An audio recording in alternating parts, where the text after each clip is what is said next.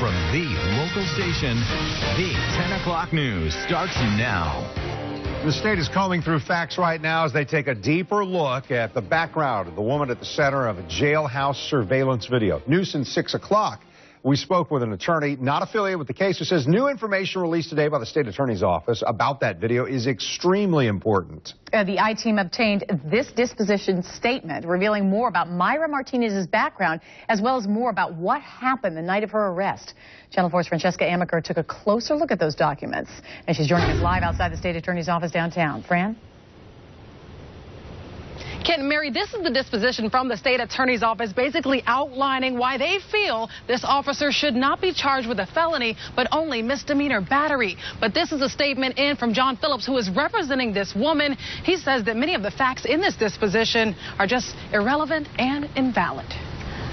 She got in a rather serious car crash while she was participating in an armed robbery in 2004 down in the Orlando area.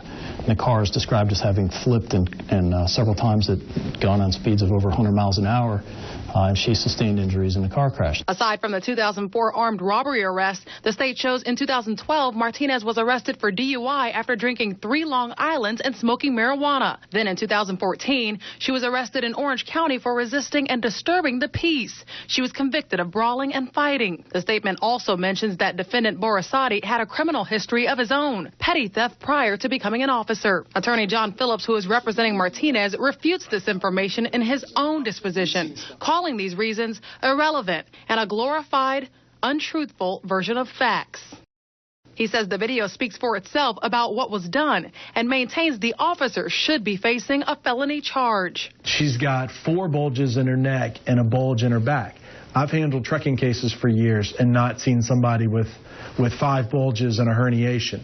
Those are serious injuries. Those are permanent injuries. I spoke to an attorney not affiliated with the case. She told me why it's so critical for the state to reveal both the plaintiff's and defendant's background, as well as a report that says after this incident, Martinez also fought with a female corrections officer and then kicked at other male officers. It is important, especially as it relates to the type of injury that she suffered as it relates from this physical contact with the officer. Attorney Rhonda Peoples-Waters says a felony charge would have helped the plaintiff with a potential civil case against the officer and JSO, but believes the battery charge will remain. Once the state attorney's office makes that decision that they will not pursue a felony charge, it's very unlikely and really impossible for the state to now come back and try to prove that there are some felony charges.